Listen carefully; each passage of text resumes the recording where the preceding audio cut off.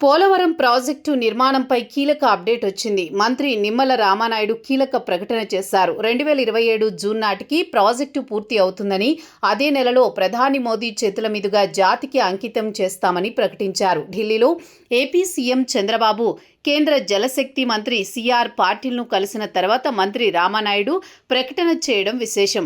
ఆంధ్రప్రదేశ్కు జీవనాడిగా పోలవరం ప్రాజెక్టును భావిస్తున్నారు. వైసీపీ హయాంలో నత్తనడకన పనులు సాగాయి. టీడీపీ కూటమి అధికారంలోకి వచ్చిన తర్వాత పనులు వేగవంతమయ్యాయి.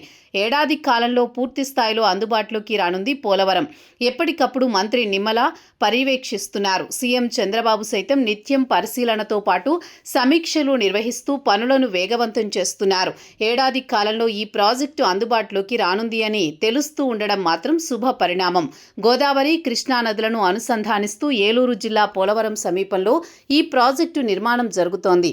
వైఎస్ రాజశేఖర రెడ్డి ఈ ప్రాజెక్టు పనులను ప్రారంభించారు. అయితే 2014లో చంద్రబాబు అధికారంలోకి వచ్చిన తర్వాత కేంద్ర ప్రభుత్వం పోలవరం ప్రాజెక్టును జాతీయ ప్రాజెక్టుగా గుర్తించింది. ప్రారంభంలో రామపాద సాగర్గా పిలువబడిన ఈ పథకాన్ని పోలవరం ప్రాజెక్టుగా మార్చారు. 2004లో అధికారంలోకి వచ్చిన రాజశేఖర రెడ్డి జలయజ్ఞంలో భాగంగా ఈ ప్రాజెక్టు నిర్మాణాన్ని ప్రారంభించారు.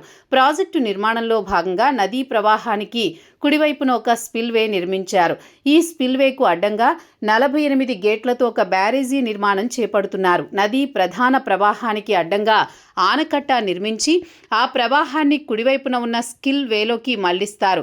ఈ ప్రాజెక్టుకు గేట్లు ఉండవు. కేవలం రాక్ ఫీల్డ్ డ్యామ్ మాత్రమే ఉంటుంది.